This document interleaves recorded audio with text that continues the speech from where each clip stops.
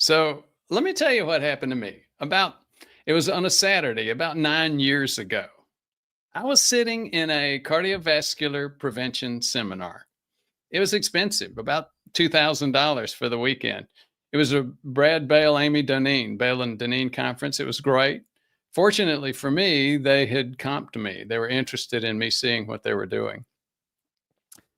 But as I sat there, I thought about how many people could benefit from this type of information. As I sat there, it occurred to me that there was now at that point 9 years ago a technological development that made possible for people to get this information. Again, it wasn't proprietary. It was all public information. That technological development was called YouTube. I didn't know that much about it then, but I had heard that YouTube, you could put content up on YouTube, and it would actually even help find the people that are interested in that content. Now, there was a problem with YouTube, though. It seemed to be full of the old time snake oil salesman types, people that were saying things just to get money. I, I made a living sifting through science at a great medical university, Johns Hopkins. So I felt like I could make a contribution and help people on YouTube begin to understand what's good science, what's good evidence, and what's not good evidence. I had done this for a living.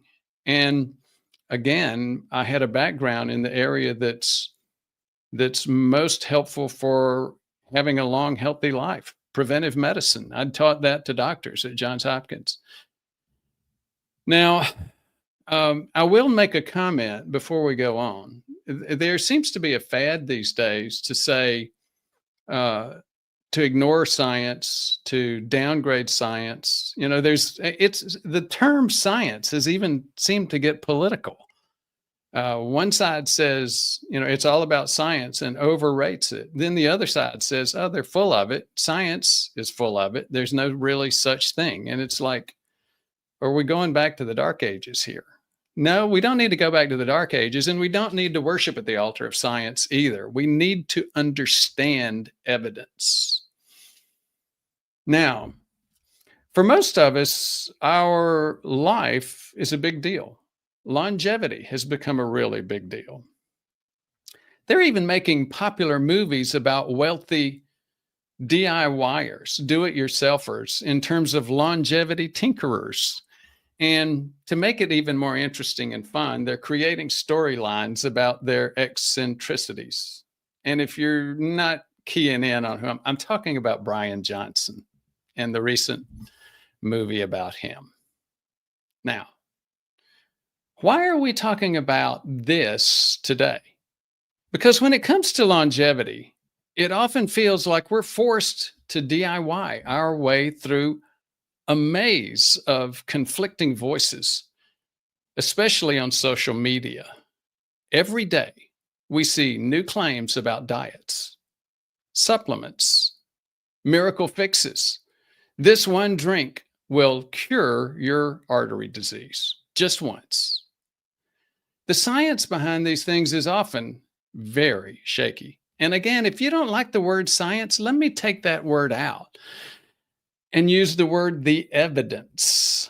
We all use evidence, whether we want to politicize the word science or not. The evidence behind these miracle fixes is often very shaky.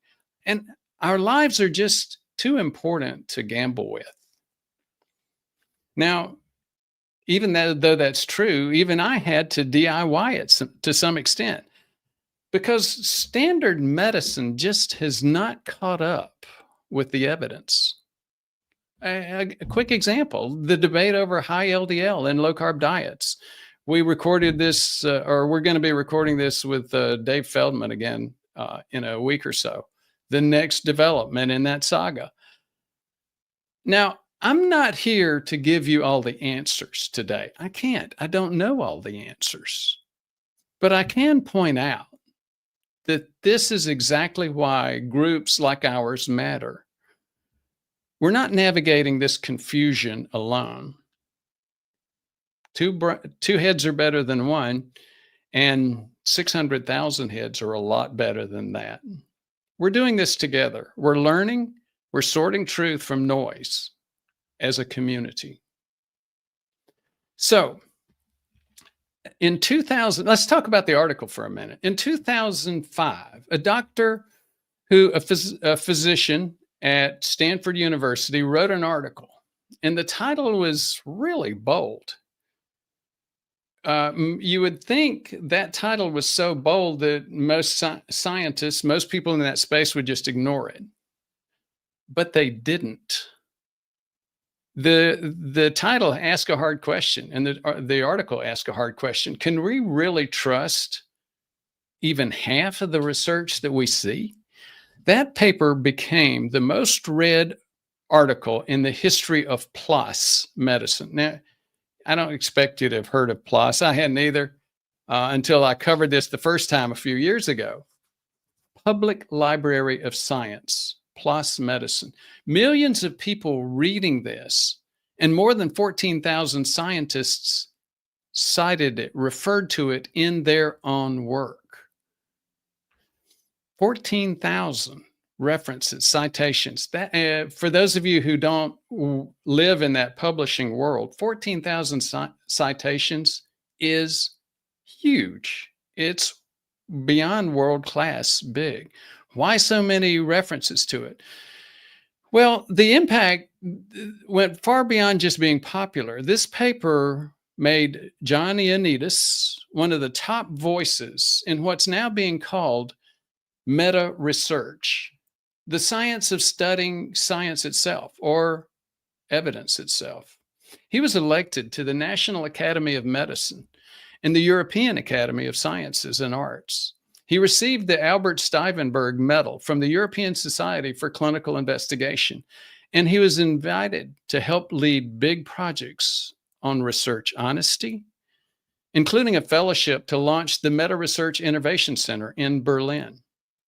This paper changed the way people talk about research and trust in the evidence brought up by research. Today, we're going to look at why did it make such a big impact? Why does it still matter today? Jesus, you ready to join us? Let me tell you this. That was quite an introduction. Usually you don't like my introductions. You're saying you like that one, or you just... I think they're a bit too long, but you're providing a message here, which is it's really important to provide. Well, good. It's been 20 years since that article got published. And do you think something changed? I mean, you have a lot of experience on the publishing world as well. Oh, yeah. I think it's gotten a lot worse. I mean, and maybe I'll get blocked and demonetized and whatever for that one, for this comment, but we've got a whole country that's gotten notorious for publishing bad research. China. There's a, so JMK, for example, asked the question, do you think pharma-funded research is suspect? Well, a lot of people do. What's interesting to me, JMK, is that, yeah, you can say that, but then most people that are seeing, if research is done in China, that's a much bigger red flag, believe it or not, at least these days. There's a lot of so we're going to talk about the term lies. Jesus and I were talking about this. Not that Jesus has ever done it, but it's a common form of clickbait, to say this is a lie or that's a lie. And at least half the time when a title on a YouTube channel is calling something a lie, it may not technically be a lie, meaning the person who's spreading the misinformation actually truly believes it. And so that's not the true definition of a lie. Is it's intentional misinformation. there are tons and tons of intentional misinformation, and that part's growing. We've always had unintentional misinformation. And I'm getting ahead of myself. Let me be quiet and let you go. I was just letting you go, see how far will you get. People are here because they want to understand, why are we saying that most research is false? So it took us 10 minutes to get to the point. So I apologize for that. Let me share the article in question. There's a lot of confusion right now, and you can understand why when you look at this. So this is 2025, and as you said, Dr. John Ioannidis did this article, and he said, you know what? We are on a crisis on the publishing world. There's something happening here that we cannot really trust what's being published on scientific papers. Guess how many articles are being published every day, Dr. Brewer? Just health-related articles. I would guess over 100,000. Well, you're a little bit higher than I thought you will be. It's about 4,000 papers per day. Only 25x too high. I'm sorry? I'm only 25 times too high. See, that's exactly what I'm talking about. Misinformation, right? That's right. So no, the whole point is, think about all the confusion and all the opposite comments you see about a certain topic: LDL cholesterol, triglycerides, everything else. And sometimes we say, okay, it's published on a research paper, it should be true. It really should be true. And the challenge is, after we review what the article says, you will find out that there are a lot of challenges even on the publishing world. Now, think about those people who just believe whatever a news article say, or certain non-scientific magazine comes in and tries to interpret the result of a certain study. You can see how this becomes a broken telephone line, right? Say that, a broken telephone line? Yeah, maybe this is a Mexican phrase. What I mean is, I don't think so, but I think it's worth explaining what you mean. Here we have a game called telephone, where I tell the person in front, that person tells the next person, who tells the next, who tells the next. Is that what you're talking about? Exactly right. So imagine, even if from conception, the original article has flaws, and then you have somebody trying to spread the word and trying to interpret what the articles say, the message keeps changing, and then you end up with some other conclusions that are not necessarily what the article said. We saw that with the niacin article we reviewed a few years ago, like last year, I believe. Another article about omega-3s, aspirin controversy. Like, do you see how the message keeps changing? And sometimes they make it to the headlines and mainstream. And that's a big problem.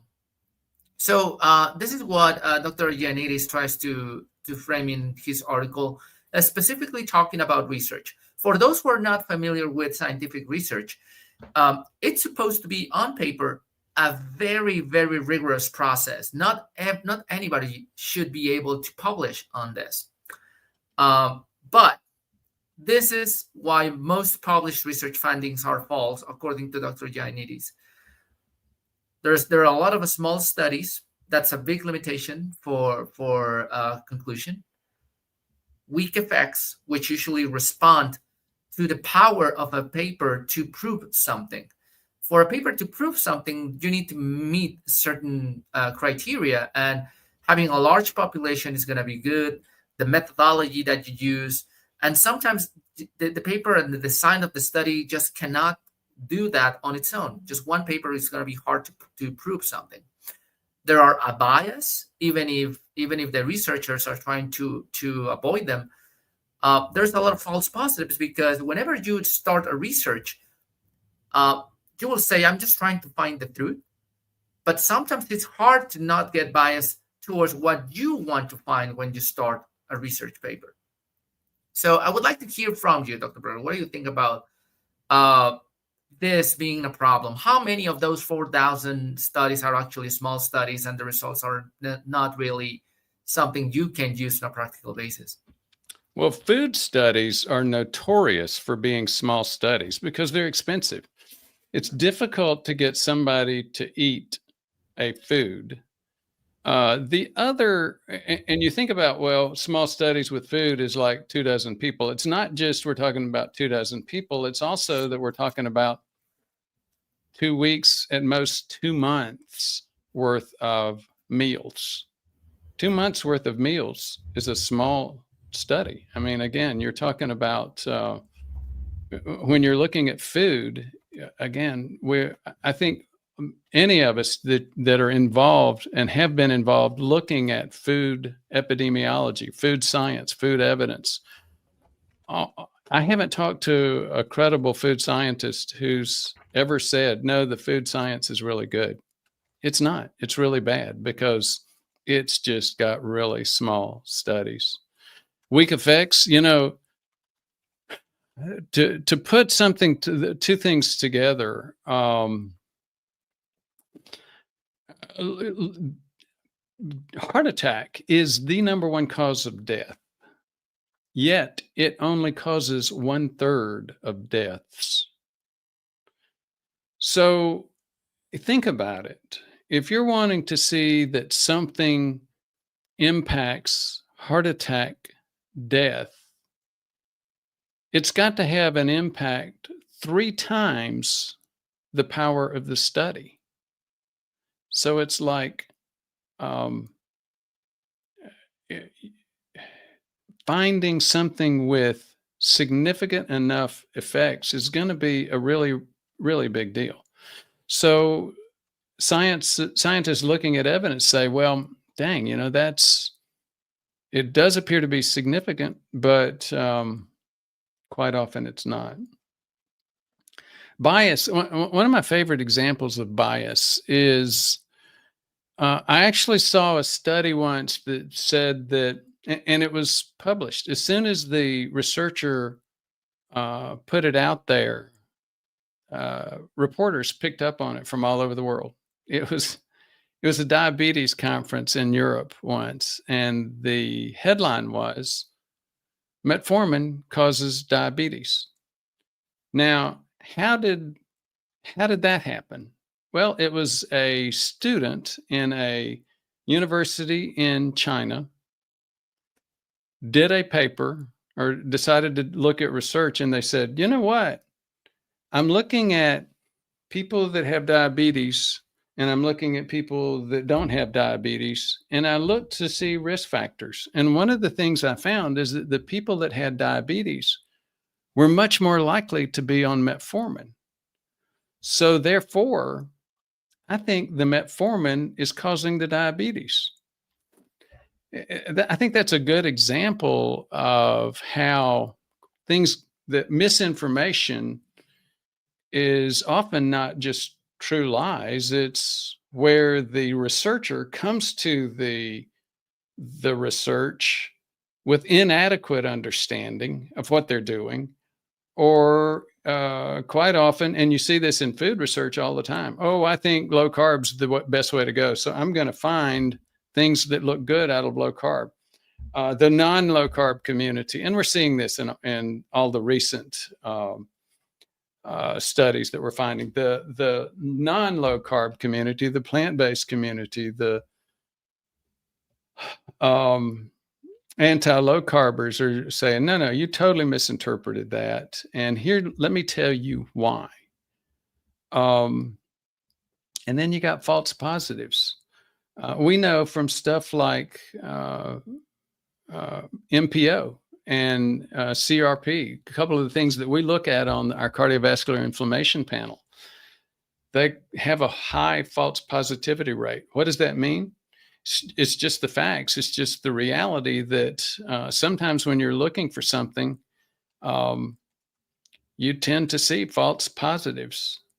Well, in research, that's a big deal because let's just talk statistics for very, very basic statistics for a minute.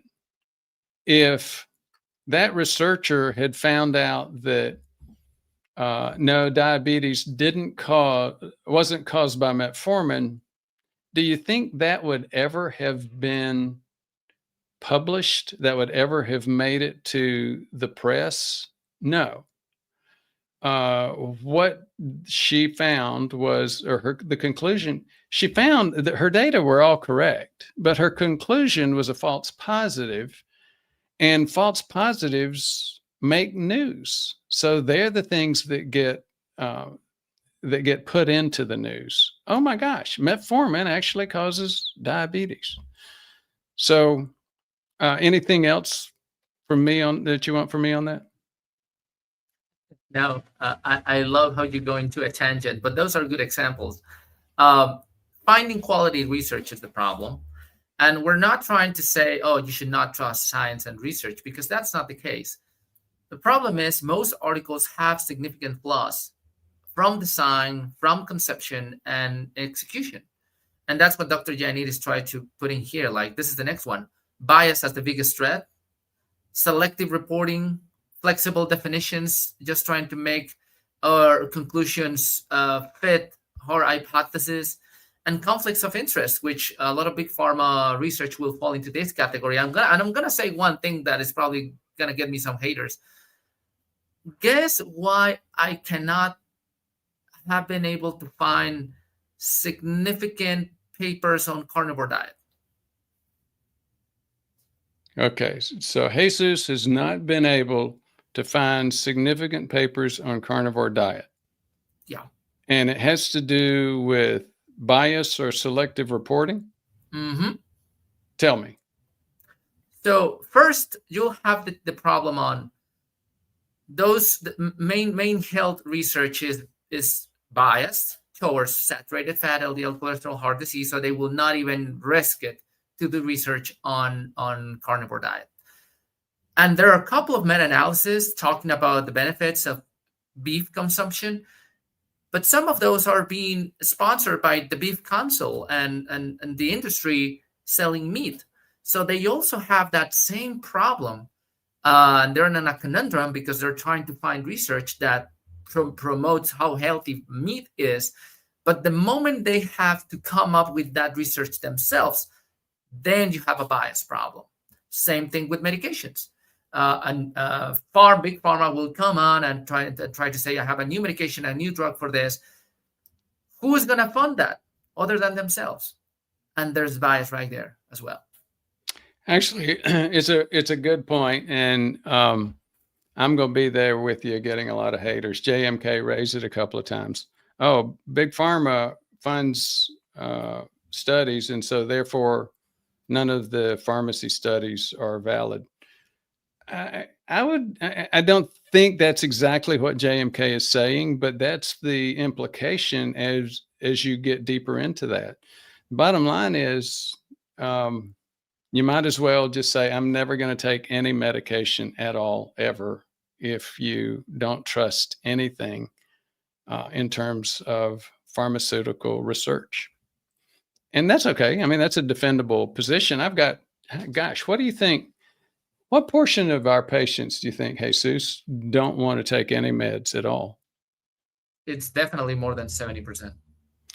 Well, I would say this, more than 70% don't want to take a statin, for sure. And we've got a statin comment in here too that we'll discuss in a few minutes.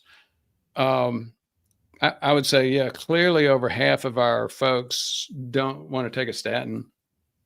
And in reality, I think one of the reasons people come to us is because we talk about that. We don't use statins the way the rest of the medical community does.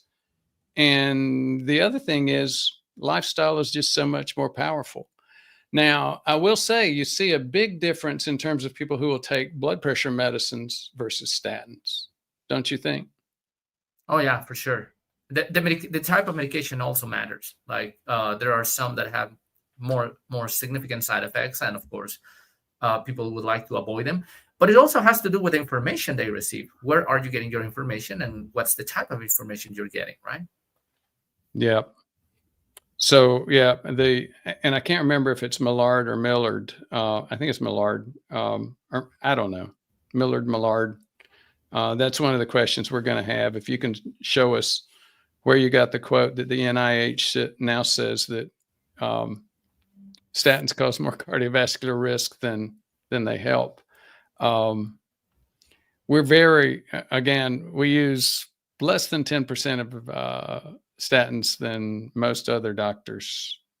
other doctors do. But I wouldn't.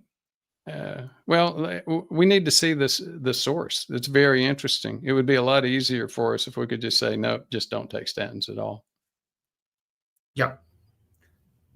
Now, this is kind of the summary of that article. There are six conditions that make findings fragile and less trustworthy.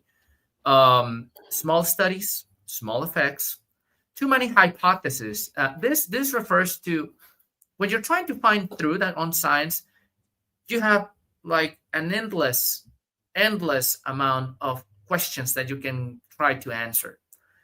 And most of those questions are written on a positive form, where you're saying, I want to prove this causes this, or this is associated with this. And the moment you do that assumption, you are risking yourself into trying really to prove your point.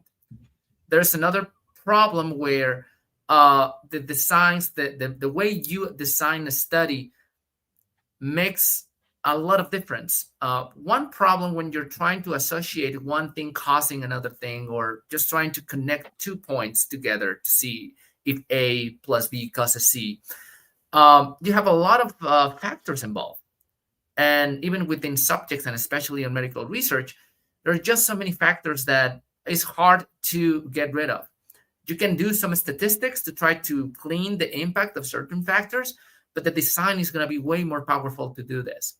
And this is actually a positive also for research, because scientific research is done in a way that even with its flaws and its challenges, it's way better to trust on a well-done research paper than trust on whatever somebody's saying, because flash news, people lie, right? And what's truth for somebody might not be truth for somebody else. And that's why I've been telling Dr. Brewer, expert opinion is probably the worst kind of evidence, other than maybe non-expert opinion. But since research moves so slowly, you then have to go to that level of recommendation to get something that you can work with and do some change in your lifestyle. So we understand, and this is what we're pointing out here. It's not saying do not trust research. We need to be more selective and be more careful with what type of research are we listening to, and trying to understand the results and interpret them at the face value they might have. Not all research can be set in stone and said, oh, just because one paper said it, it means this is the way things are. There's another challenge here. Financial, we mentioned conflicts of interest, getting money out of it, and prestige. Like for most people doing a medical career, doing master's degrees, doing PhDs, you are required to publish. And sometimes the ends justify the means. And as long as you get an approved paper, it doesn't matter what kind of black magic you need to do. And that happens. And hot competitive fields is like when there's something that everybody's talking about and everybody wants to solve it, you can get some quote unquote cheating to get to the result and be the first one to say something or prove something that nobody else has done. So what do you think about all of that, Dr. Brewer? I think you're on mute. Oh, I apologize. I was on mute because I couldn't help but respond to a couple of. We've had great comments today. I'm loving it, and I couldn't help but respond to a couple of them. I know I promised to you that I wasn't going to click in the background so I went on mute. These comments remind me of some of the discussion that we were having with Dave Feldman the other day. And it's a tough analogy, but gosh, it's so true. I said to him, at the end of the day, this research on lean mass hyperresponders, for example, what the ones that he's doing, is going to come out and be very, very clear, very defended, and the war will be won for truth. But I sort of feel like I'm on a battlefield, and I'm the guy walking around, and I'm looking down at a soldier that just got shot, and I'm saying that to him, and it's like he sort of laughed and said, "Yeah, I get what you mean." Uh, Science is a people issue. Sometimes you can't get enough money. Sometimes the effects are small, but they're a big deal. So they become something that people are very interested in. Oh my gosh, I didn't know that metformin, what doctors are using to treat it, actually causes diabetes. More than anything, I mean, what I did and studied at Hopkins was the biases that researchers brought unintendingly, or sometimes, as you said, due to financial pressure, lack of ethics, other people issues, intendingly into their research and saying, I need to find this to be positive, or I'm not going to get paid. And I think one of the first examples that might come up for JMK would be I'm not going to get paid by the big pharma for the research that I'm doing for them. So yeah, this is a messy place. It reminds me of the comment. I think it's attributed to Mark Twain, and he was talking about government. He said, people that like sausage, or people that like government, or people that like sausage, you shouldn't watch it being made. Same thing with science. If you like science, if you like evidence, you shouldn't watch it being made, because it can be an ugly process. For sure. Let me give you the two sets of slides, and I want to give you an example of what we're talking about, because there's another concept we haven't talked about, which is predatory journals. But look at this. Strong claims might signal bias, not truth. So big dramatic effects in early studies often collapse under replication. So then you have a breakout studies where they're saying, we did a study, we included 1,000, 2,000 participants, and we found without a shadow of a doubt that 90% of them are having this effect. And then when you try to do that study yet again, or some other teams or researchers do that, they do not come to the same conclusion. And then you end up with published studies that are saying the opposite thing to each other. And then you wonder which one is reality. And that's one of the issues with research. It takes a lot of time. And as everybody's doing research on their own designs and their own ideas, you get this conflicting information.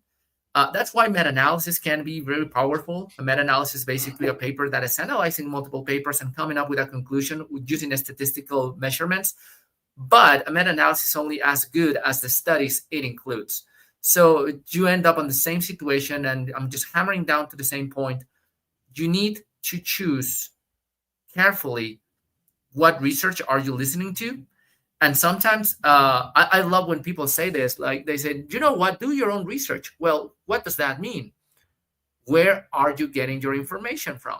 Are you getting it from a YouTube channel, just believing Dr. Brewer or me that we're digesting the information for you and just saying, yes, what they're saying is truth?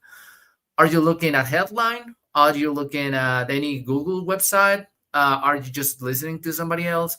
Are you listening to your neighbor based on what they heard from somebody else? Where does the information come from? It's very, very important, and it's not easy. Jesus, you're not trying to imply that you and or I have ever provided any misinformation or ever duped ourselves in terms of what we believed. Absolutely no. But I can tell you this: you and I are still humans, and more than once, some viewer has said, "Hey, I think you guys are wrong on this. Take a look at this. Take a look at that." And we have come out and say, "Yeah, you know what? We said this, and then we found this, and it seems like it's actually the other way." That's the risk. So whenever you're saying do your own research, what I'm saying is, you need to get some training on reading research papers if you want to get to the root of good paper publication. But you gotta be careful about what papers are you watching and reading. Let me show you an example, which I sent you, I think, about 2 years ago or a year ago. And let me see if I'm able to share my screen for a moment. While you're doing that, I'm going to make a quick comment. Sure. Supplement research is a big problem too. Usually when you do see it, it's small numbers, and it tends to be funded by the provider, funded under conflict of interest. Yep. So yeah, definitely. And I mean, that can apply to basically any study, right? Depends on the design. So I want you to take a look at this. And I think I'm going to have to make it a little bit bigger. This is a research paper published in 2020 that hasn't been removed from the website, although you can no longer access the PDF file. And I hope we don't get demonetized. I'm not saying any kind of information regarding the topic, but this is just an example of a published study that can be dangerous if you just look at it and take it at face value. The title is Silage City COVID-19 Outbreak Linked to Subat Consumption. What's and Subat? This is published in the American Journal of Biomedical Science and Research. For those who are boomers and X generations, you will not understand the references here. I'll explain further. But I want you to take a look at. You call me an old man? Just a little. But I want you to take a look at the authors on this study. I can't read it. It's too small. I'm an old man. Sorry. I'm just going to read it for you. The first one is Atsugi Elm. Next one is Nasu Joy. Third one is Gregory House. And fourth one is Madan Shlomi, which is the only real name in this list. Corresponding author, Madan Shlomi, Department of Infectious Diseases, Gotham General Hospital, Worcester, New Zealand. Not New Zealand, sorry, NS, United States. Zubat is a Pokemon. Zubat is a Pokemon, a bat-like Pokemon. So you wonder, what happened on the peer review on this thing? Was a bunch of boomers and next generation people who don't know about Pokemon reviewing this, and still nobody had a bell that Gregory House wrote this, apparently? So it went through peer review, is what you're saying. That's supposed to be. And yet you also have some journals that as long as you pay, they will publish you. Well, I can tell you one thing. By definition, we know that it was not a boomer that wrote this. No, it was a millennial writing this. It was one of your generation that did. Oh, yeah, absolutely. And I want you to take a look at this. Like, Silage City is basically a fictional city, doesn't exist. And then you have, there's one thing that you see over here I wanted you to take a look at.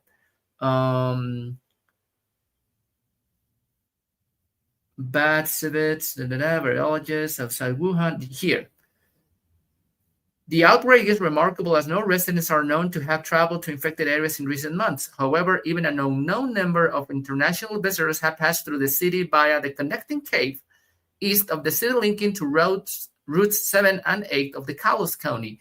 That's all Pokemon cities. Wow. So that's what I'm saying. Be careful what you see online. Not saying all research cannot be trusted. I'm just saying take a look at which research are you looking at. And if you're not reading research, I will trust it even less. Like if you're just reading something or watching something that is not a research paper, published research paper on a good journal, I'll be even more skeptical of what they're telling me. If it's not published. Even published articles can have flaws. They usually do. That's what we're trying to say. And this is kind of the hopeful last line of today. There are solutions. Like solutions include larger and better powered trials, pre-registration, which means you publish what you're going to do. This is my plan. So I will not refrain or go outside this. And transparency, replication. Yeah, and unfortunately, this takes time. This takes a lot of years to have something that really, really stands and has enough proof of evidence. A lot of research is done over previously wrongly done research, and that minimizes the effect. And that's one of the major problems that Dr. Ioannidis says. Like, we're working based on paradigms. We're trying to research stuff and prove stuff that was, quote, proven before we came in on bad design research papers as well. What do you think, Dr. Brewer? Yeah, I know this is very difficult. well, it is. I mean, it's a challenge. I have to tell you, I can't wait till we deal with some of the comments, because Robert Bell's got a good point as well, and that is, look, doctors, especially the primary care doctors that most folks are seeing for this, unfortunately, very, very few primary care doctors are trained in preventive medicine. And this is our space. This is what you and I are doing. This is why we're doing it um, online, and sharing with as much transparency as we can. But unfortunately, what portion of people actually get their prevention from a primary care, a primary care who's actually been trained in prevention? Can you repeat that again? What portion of people actually get their preventive medicine from a doctor who's actually been trained in preventive medicine? Oh, I mean, just considering that there are less than 2% of doctors trained in preventive medicine, and you're one of the few. And the vast majority of that 2% is working in public health somewhere. Yeah, they're doing more like admin, bureaucratic stuff. So you just rather can't than find actually seeing patients. Yeah. Yeah, I mean, a patient just cannot find a doc trained in preventive medicine. So Robert Bell's point is really good. If we're depending on primary care doctors to give us preventive medicine, that's worse than a busy primary care doctor depending on or it may be worse than a busy primary care doctor depending on a cute pharmacy rep who brought in lunch today for his science. This is your life here. Mm-hmm. We have, we meaning folks that watch this, folks that are getting some, depending on somebody for preventive medicine, we need to stand up and we need to look, just like I did. Again, I had to end up going outside of my usual workplace to find some of the answers that I needed. Yeah, exactly right. And sometimes, especially in medicine, you're gonna hit that roadblock where the evidence is not there. And how many times we have said that? Hey, serrapeptase cleans arteries. Well, the evidence is not there yet. Are we saying that you should not try it? I mean, if you're not at risk and there are no significant side effects in your case, yeah, go ahead. Let's try it and see what it does. Exactly. That's kind of the nuance that we're talking about here. But in order to get somebody to give you that kind of guidance and follow up and track your progress, there are not enough doctors doing that right now. And I'm going to do a segue into that. Aspen, if you can put the phone number, if you're looking for that, give us a call, 859-721-1414. Dr. Brewer has found a way to train doctors to help us, health coaches focused on lifestyle rather than medications, and follow up with the lifestyle of a lot of our patients. Look at this. But training, I have to admit though and make the point, training you specifically has not been easy. I'm the worst student of all. Joe is exam. Are these doctors featured on the recent Jesus video health coaches? Are they first time visit doctors? So here's the thing. We're doing something very, very different to anybody else. Since Dr. Brewer, as you know, Dr. Brewer is licensed in all 50 states. It's one out of in 2018, there were only 14 doctors licensed in all 50 states in the US. But there's only one Dr. Brewer, right? So what we did is create programs that are lifestyle based, not medical care necessarily. This is lifestyle health coaching. And we got the best health coaches that you can find. Actually trained physicians, foreign medical graduates like me, that are trained by Dr. Brewer to give you exactly the recommendation in regards to lifestyle that you need. And whenever medications and test results are needed, you will be seeing Dr. Brewer or any of the nurse practitioners that work with Dr. Brewer that have been trained by him as well. So that's what you get when you call to 859-721-1414, an assessment of your lifestyle, and helping you improve your health without medications. How does that sound? I'm being accurate. You are.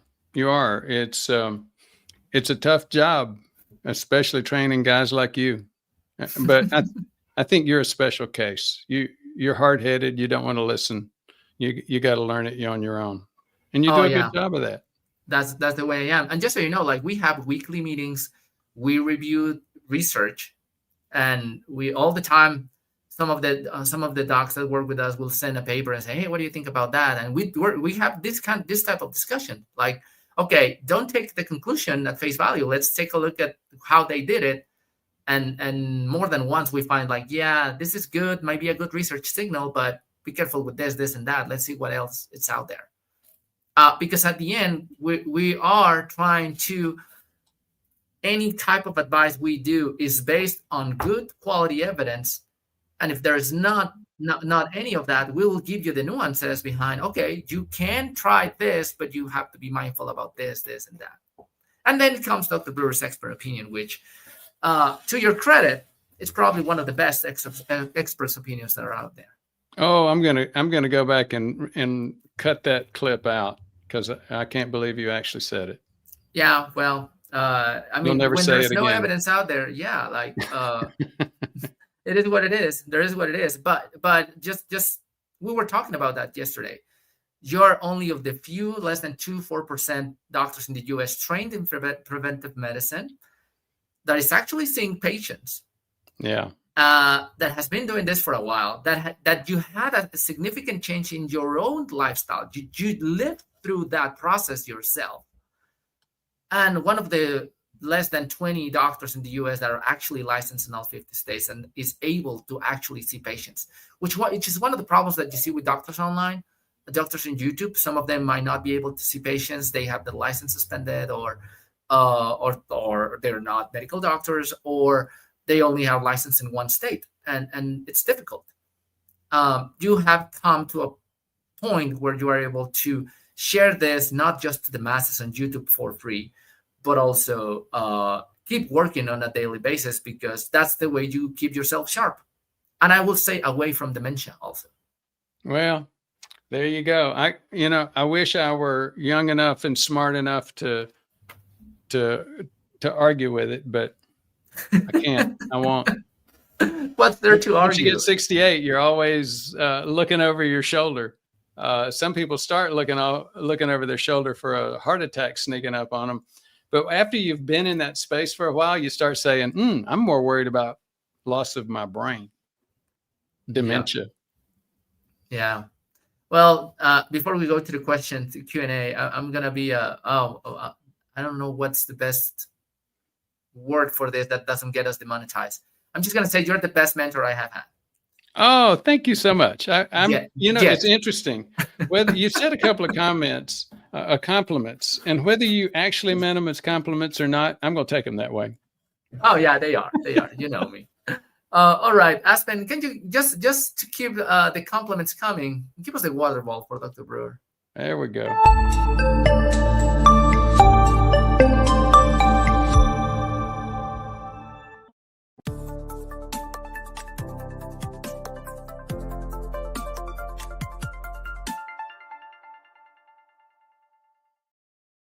Great. So I'm just gonna go ahead and put it on the screen questions from people you haven't answered to yet.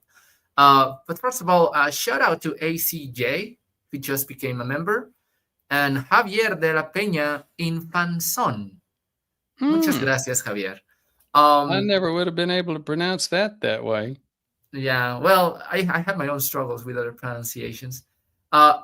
If you want to become a member, click on the join button next to the subscribe button, or some people will find it like subscribe plus.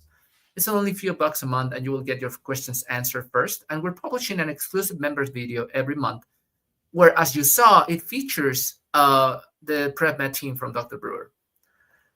All right, so let me see if I can actually follow up on this one. Okay. Natural, not natural. You have to find a doc who is honest. Sometimes natural will not fix it. Genetics are real. I can agree more. Do you have any comment on that? I will say this. I couldn't agree more with the part about honesty. But one of the problems is it gets to some of the discussion that JMK and I have been having on comments, and that is, and Robert Bell had a great point that I mentioned. Patients go to see doctors and they expect the doctor to know more than they do. And when you're busy all day, every day with people that think that you know more than they do, your ego gets inflated, and you begin believing yourself maybe sometimes when you shouldn't. And honesty it can be a challenge for busy professionals. It really can. and and also this part of doing everything yourself, it's a hard situation because when you realize what's going on and the challenges of current medical care and out there, you have to do it yourself. And when you do it yourself, you're prone to making mistakes because you don't have the training. And that's why having the right guidance is really important. You can start by using this specific format Dr. Brewer created for you. It's a 7-step heart attack prevention protocol. It's for free. You just go down there, click on the link, and download it. And if you haven't started your journey, or if you're stuck in a certain point, I think you can use it. And this is kind of a brief summary of what Dr. Brewer teaches and does himself and with his patients. Tech ADSR joining late from Cary, North Carolina. Ruben, to make things worse, pay-for-play journals have proliferated in the last decade. Yes, that's what we showed that example right there. So you pay. So for those that don't understand, so what you do is you pay to have your stuff published. Yeah, and there's a saying in research, right? Publish or perish. Mm-hmm.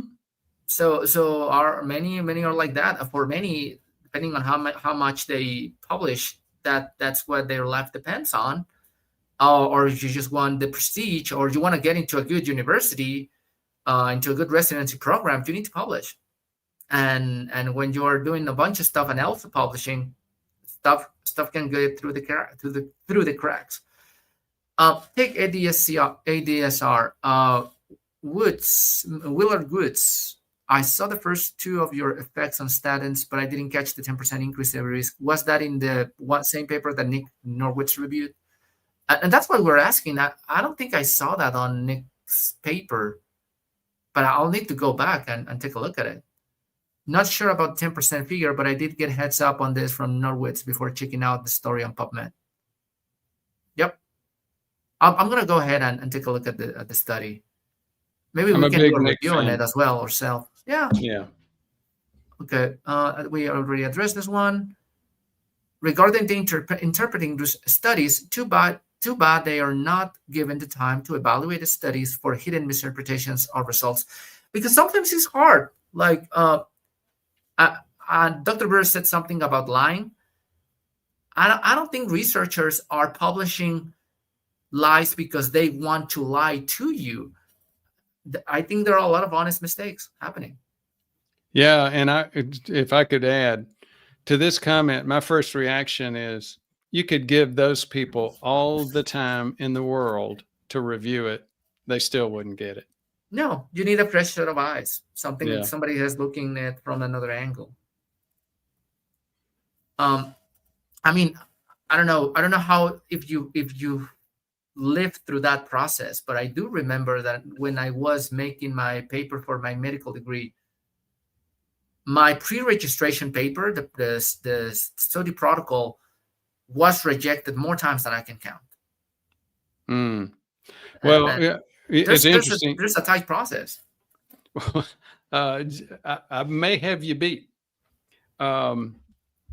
My study on HIV in prison and jail inmates was in human subjects review, design and review debate for 2 years. Man. And NIH human subjects design. And I understand completely why, but it's like, yeah, it took a long time. Yeah. And that's what we're saying. We're not trashing the scientific method. It's the best thing we have. It has flaws, but it's the best thing we have. But the bottom line is it's being carried out by humans, and humans are flawed by nature. Mm-hmm. We just are. Take ADSR. I think a seventh factor will be studies that depend only on survey results, asking about participants' memory being accurate. Yeah.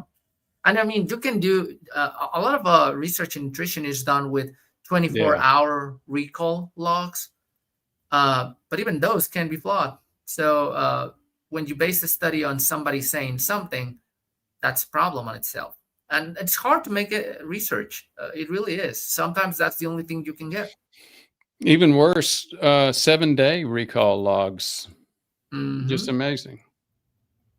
Yep. Can't remember what you had for dinner last night, and they're making quote science end quote out of what you had for breakfast 6 days ago. Yep. Is this something you wanted to discuss? Bob Bell's comment. Do doctors have the time to be omniscient scientists on all the health issues we bring to them? We as patients have more time for research and skin in the game for our own issues. Exactly right. We've had Bob on the show, and he talked about his own story. And Bob, like many of our folks, many of our viewers, especially the core viewers that tend to watch these live shows, very, very sharp guy. Does a lot of his own research and practice what he preaches. Takes the time, researches it, and does it. Yep. Take ADSR. Watch out for papers published on April the 1st. Was that one that you talked about in April the 1st publication? No, it was March the 14th. So okay. I mean, I should have waited 2 weeks. This was actually a kind of just trying to evidence the problem. The guy who wrote the article. Yeah. That's so funny. I don't remember you showing me that article. That is hilarious. Yeah. Max and Lucy Productions, why they are all called practicing physicians? Because they still are not ready for prime time. They're still practicing. I mean, somebody's told me that, like, once you start on the medical field, you never stop learning. Things keep coming up. You need to stay up to date. Harlan Bounds. Hey Harlan, I'm late. The time difference causes me problems. Yeah, sorry about that. Unfortunately, you can just go back and watch the first minutes later. Question: if someone has a calcium score of 300 or 400 but no heart attack or stroke, is statin considered primary or secondary prevention? I know this is an easy question for you. Well, let's go back and maybe use Socratic method. When do we use statins? Oh man, that's a nice way to say you answer this. Seriously, let's you and me walk through this for tech. So when do we use statins? Do we use it to lower LDL? No. Whenever you have evidence of cardiovascular disease, which is arterial plaque. So when you have evidence of arterial plaque, so what does a CAC score of 300 mean? You have plaque. You have plaque. Now, so why don't we just use? We don't use. I'm going to continue. Why don't we use calcium score that often? Because it doesn't show soft plaque. Yeah, that's the real danger, and that's why we don't use it that much. But it's still good enough to say, yeah, you got plaque. Yep. And also the secondary prevention definition, even though the American Heart Association has some clear concepts in there, they haven't addressed this, saying, so you have a positive calcium score, are you secondary or primary? They will say if you have heart failure, if you have heart disease, if you have you had a heart attack, then it's secondary prevention. Like, we're trying to avoid you from getting another heart attack. And you taught me something that I didn't believe until I saw the paper, which was 50% of heart attacks. Oh, that's right. First sign is sudden death. So wonder if you're just waiting for a coin flip and see if you survive your first heart attack to do some additional measures to avoid it. So that's why we're saying don't let that the first sign of arterial plaque, it's a heart attack that puts you on the cemetery. First sign should be looking for that arterial plaque. Yeah. Very good point. Now, I'm going to ask you to please ask Bernie not to watch this part of the video. I'll make a note. Because I'm getting ready to uh, to irritate Bernie. For those of you who don't know Bernie, he was on one of our shows once, and he actually talked about statins. Bernie would use statins, I think, more often. He clearly would use them more often than I would. So let's look at the evidence, Jesus, in terms of lies or misconceptions or misinformation. Where is the evidence that a low dose statin, even a low dose statin, even in with clear evidence of plaque, actually helps? Oh, I'm gonna give you I'm gonna spoil the beans. There are a couple of good studies that we're gonna be talking about this Saturday. Oh, so there is actual evidence now. Mm-hmm. That's really good, because in the past, I've always felt like you basically have to confer this from Jupiter trials and some of the other trials that basically just showed very good. Okay, I can't wait. And actually are not pharma funded, but they do have the challenges that we just discussed today, because they're the top of the spear, so they're still small. But now you have something published that has it's building upon that knowledge base from what you have seen with patients, and that said that low dose statin actually can impact inflammation, and you see that with patients every day. Oh my goodness gracious! It's not what the patient is saying. It's not what the patient is saying. It's what you see on the lab results. Very interesting. I can't wait. So you guys have witnessed something else. Jesus is starting to teach me a lot of stuff. Yep. Well, that's what a good trainee should do, isn't it? That's what you're doing. And I just want to address something from Bella Clyde that I've seen very active on the chat. I appreciate you being here. I think it's the first time I see you here, Bella. Thank you so much. If the perception is that I am automatically going to medications for some reason, that's not the message. Like, that's the conversation we're having about research. But I think I've said it multiple times. We have a full program about lifestyle, and medications are actually our last step on that research. I'm going to give you another spoiler. If you go to the 7-step protocol for preventing a heart attack, medications are on the last of the list, because there's a bunch of stuff that you can do way before thinking about medications. But some people need them. Yeah, go ahead. I'm sorry. I started to react to that too, Jesus. I saw it, and again, to me, it was like Bella hasn't seen a lot of our stuff yet. Yeah, and I appreciate you being here. And it's important, because if we're coming out from the wrong way and people start thinking, oh, these guys are just pushing statins, well, then I'm not doing my job correctly, because that's not the point at all. The problem for me is that many of the disciples don't get the nuances. The excellence lies with those understanding the nuances. And that's the thing. That's what I'm saying. There's only just one Dr. Brewer, but I can attest personally that the doctors that work with us as health coaches, they're top tier. They're very, very smart. They're really, really good. Very smart people. And of course, none of us know what Dr. Brewer know 100%. I'll say that. Maybe together we know more than Dr. Brewer in some you definitely do together. There's no question. But Dr. Brewer is with us all the time. So anytime we don't know something, we will go back to him and make sure that whatever advice is given is something Dr. Brewer is okay with. Willard, I think it's Willard or Willard. Millard or Millard. I think it's Millard. But she put it with a W. Oh. She said like Willard. Oh, he did? Okay, great. So it's Millard, like Willard. Okay, great. There's Millard. And I think she did it like on another live show months, if not. Yeah, he did. Do you and remember? Millard, I'm going to apologize for Jesus. Jesus is from Mexico, and they keep switching she versus he. I think he knows you're a he.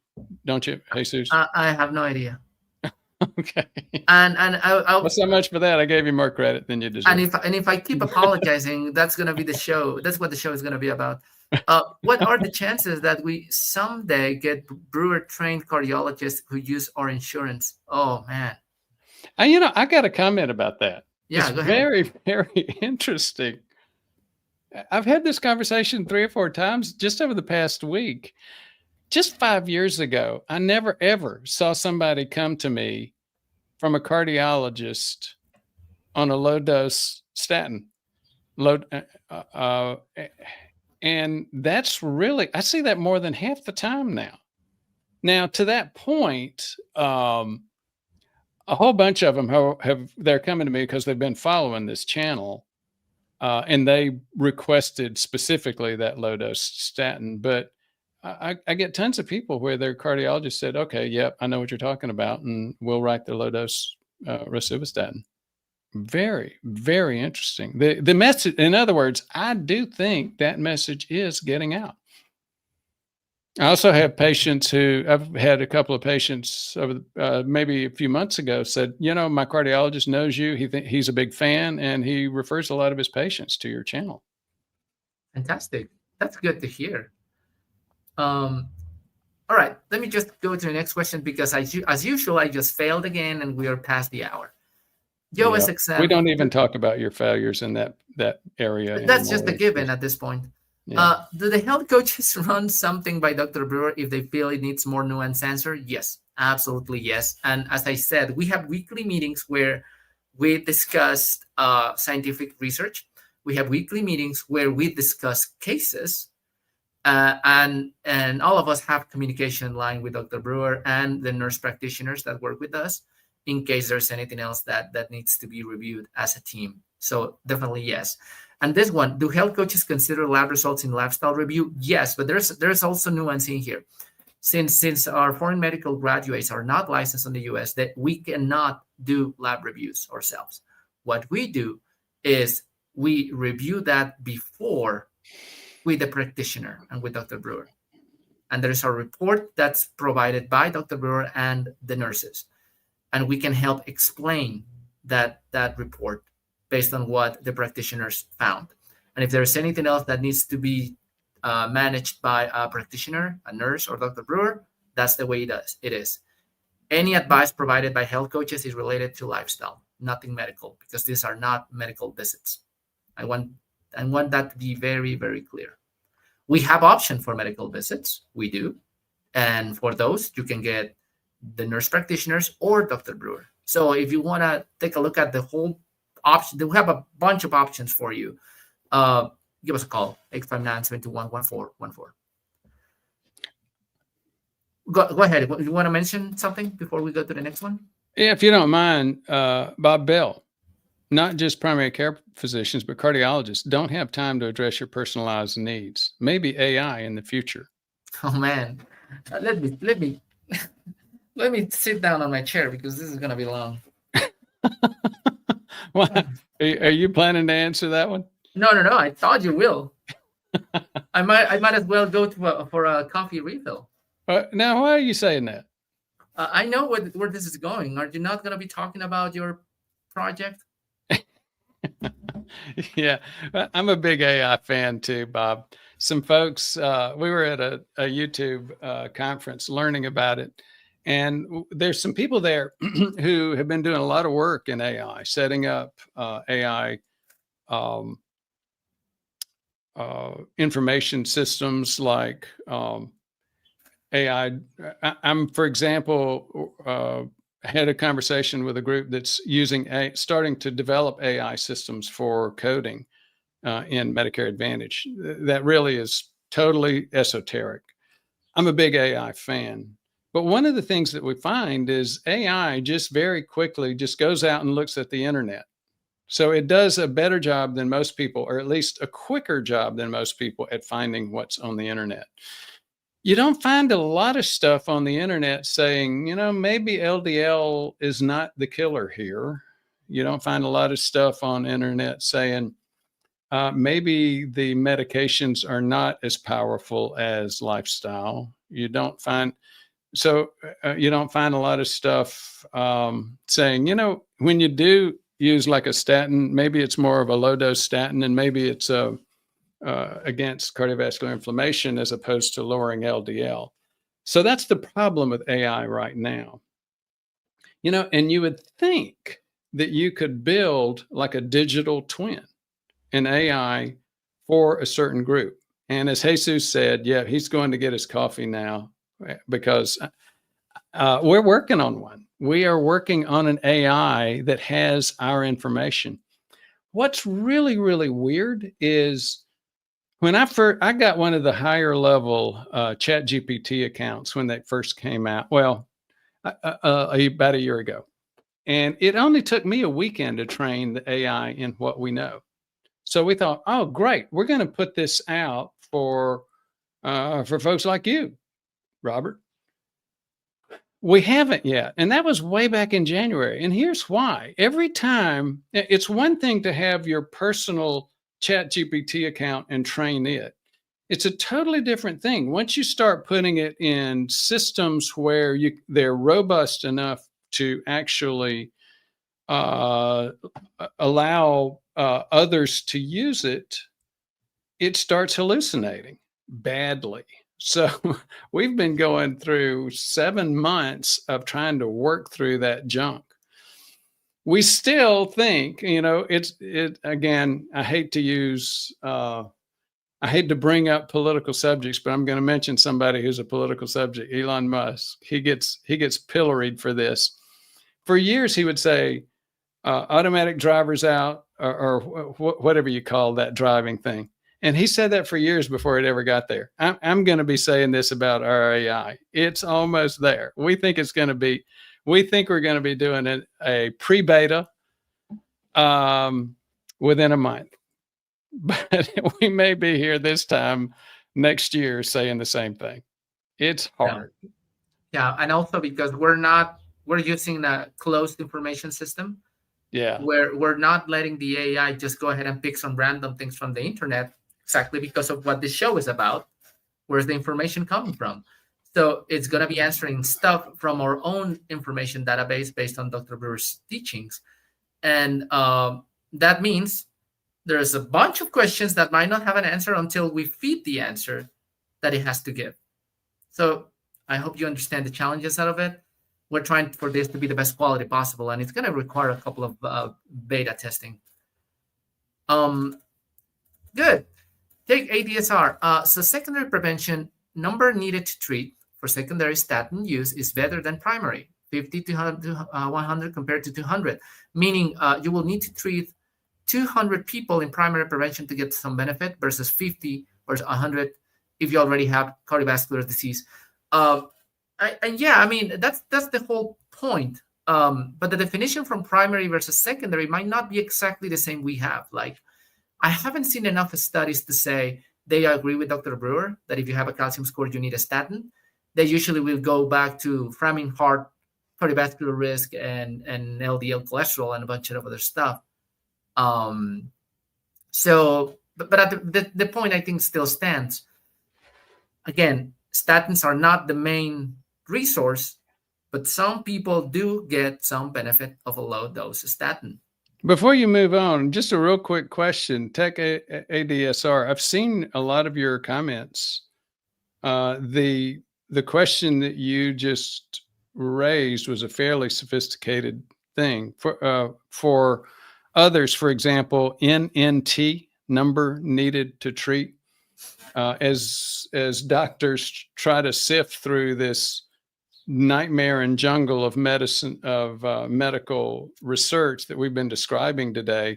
One of the things that they've used as a machete to try to just cut through it is, okay, how many do I need to treat with a certain treatment for it to help? And that's what NNT is about. I'm guessing, Tech, you may have some sort of background in medicine. Sounds like it to me. I bet, and he can let us know. I bet he or she is an engineer. Could be. Yep.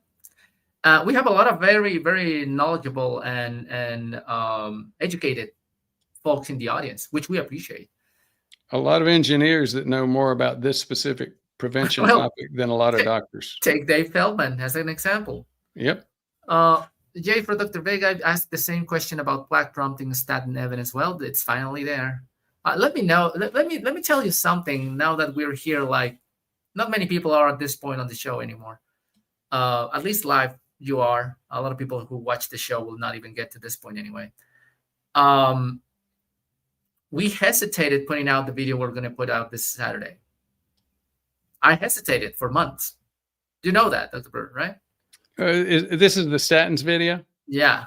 Yeah. Yeah. The idea was there, but since we know you guys, a lot of you are like, yeah, statin is like automatically click off. I don't want to hear it. I don't want to know about it. We were like, yeah, I don't think our audience is going to appreciate it. And we worry about Dr. Brewer's image with you guys because we don't want this to look the wrong way. But then when you look at the list of patients that come reach out to Dr. Brewer, there are a lot of them that are saying, you know what, I'm not anti-statins by any means. I mean, I would prefer to avoid them.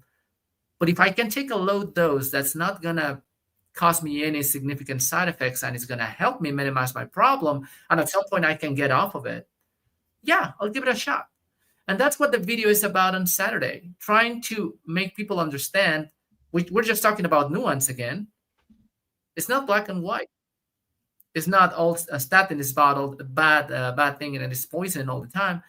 But we're also not saying everybody should be on a statin because that's not the case. So take a look at Saturday and give us your thoughts.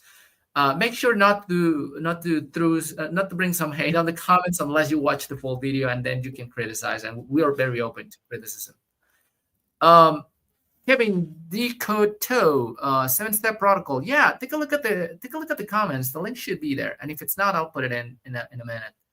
But there should be a link in there for a 7-step prevention heart attack protocol prevention guide from Dr. Brewer. Okay. Let me see if there's any other question. Terry Bolt. So Terry, I don't know if you noticed, I just took a picture. I took a picture of your comment and I'm sending it to Jesus and Tracy. Yeah. Thank you so much, Terry. Yeah, that's important. So actually I should send that to Miranda as well, because Miranda is currently developing. She's the one that needs to know. So he is on the list of beta testing. Yep. Nancy Nilbauer, 240 calcium score, high LDL and cholesterol. Take 5 milligrams of rosuvastatin 3 times a week or 5 times a week. That's a great question, Nancy. So what's your regimen on statins, Dr. Brewer? Of course, again, there's a bunch of stuff you do before talking about statins, but this is what the question is about. So if you were a person who has a high calcium score, LDL and cholesterol, you're saying, okay, I'm going to bite the bullet and take a statin. 5 milligrams. How often? This will be your favorite answer, Jesus. You know what it is? I've come to love it, actually. What is it? It depends. It depends. It depends on what kind of shape you're in. If you've got significant cardiovascular inflammation, I'd take it 5 times a week. If you don't, I'd go back to 3. Yep. As with any medication and even supplements, the more doses you take, the higher risks of side effects. Because we have seen people on 2.5, 5 milligrams, and there's a few people that will say, you know what, I still develop side effects, and they stop the statin or switch to another one. And there's some people that just can't tolerate them, and I mean that's fair. Take ADSR. I refuse to call ChatGPT and the like AI. They are large language models. Well, take ADSR. Clearly, you know better. You know more than I do. Do you have any opinion? And no, it's actually a good point. We have recently done a video, recorded a video with Nina Teichholz, and she took me to school too. I said something about processed food, and she said, "Well, Ford." Processed foods, not what most people are saying. A hamburger, for example, is processed food, and a lot of folks would say that's not a bad. And I don't have a problem with hamburger either. So, yep. Large language model versus AI, very, very good point. I think you're accurate, and I think you took us to school. Thank you so much. Absolutely. Oh, do you hear what he does? Info security. An architect, yeah. So I mean, smarter about heart attack prevention than most docs. And I think Bob is the one who said it. Like, at some point you have more time to do research than your own doctor. And unless your doctor is doing this every day as you are, doctors are going to fall behind, which is sad. I'm going to see if I can share a link for you, Miller, on the chat box. Oh, I'm glad you saw that. When are we going to be doing ApoB again? That video that I shared is not about ApoB. It's a video that actually didn't get that much traction, just like 25,000 views months ago. But it's a good review you did about LP(a). And for ApoB, I think we might as well do a video sooner rather than later. I think our conversation with Dave will prompt that. But we might want to consider doing a specific video on ApoB alone. Okay. Probably a live show. What do you think about doing a live show on ApoB next week? I'm good with it. Yeah, we might as well do that. Just for you, Millard. Yep. All right. So that's I think those are all the questions that we have for now. Thank you so much for joining us, guys. Thank you for tolerating us. We know this was a different topic. Dr. Brewer really wanted to talk about it, and I think was worth it. Any closing remarks? No, it's interesting. We didn't get 300 viewers today because it wasn't something that's easily, that a lot of people are interested in, but a lot of people here were very interested in it. And I appreciate that because there's some things that I'm very interested in that just aren't very interesting to most folks. One of them is this, how to sift through evidence and, what to do with it. Mm-hmm. Another thing that I love and that's not very popular is having a purpose in life. So, yep. As they say, if you want to get one view, publish stuff you're interested in. Well, you proved it today. And also, I just want to give a last piece of advice. You don't have to become a statistician or scientific, but whenever you look at research papers, if I can give a short list on what to look for that there's no conflict of interest, who's funding the study, how many subjects were involved, the results, if they are massively good, well, you might be wondering about if that's actually true or not. What's the journal where it's been done? And you can just Google or look for the top tier medical journals and try to get information from there. And the other one is the methods design. Like if it's something that is like a randomized controlled trial, double-blinded, that will be the best. A meta-analysis that is including randomized controlled trials, that will be the best. And any other study after that, it's going to be good, but it's not going to be as good. And that way you can kind of get a sense of, okay, is what I'm reading worth it and high quality, or is just something that I can put there on the back burner until I get more information about it? And don't trust just random published blogs out there that are just regurgitating information from God knows where. I thought you were going to say, and don't trust Jesus and Ford. Well, I clearly will trust you more than I will trust me, but we're getting closer, I will say. All right. Well, thank you so much, guys, for joining us. Thank you, guys. See you next week. Oh, by the way, guess who's going to be off braces next week? Oh, we forgot. I had it written down as my number one note. Give us a smile. Oh, look at that smile. No braces in a week. Yep. He's going to give you a retainer, right? Yeah. Yeah. I'm going to be speaking even weirder with that retainer. So wait for that. All right. See you next week, guys.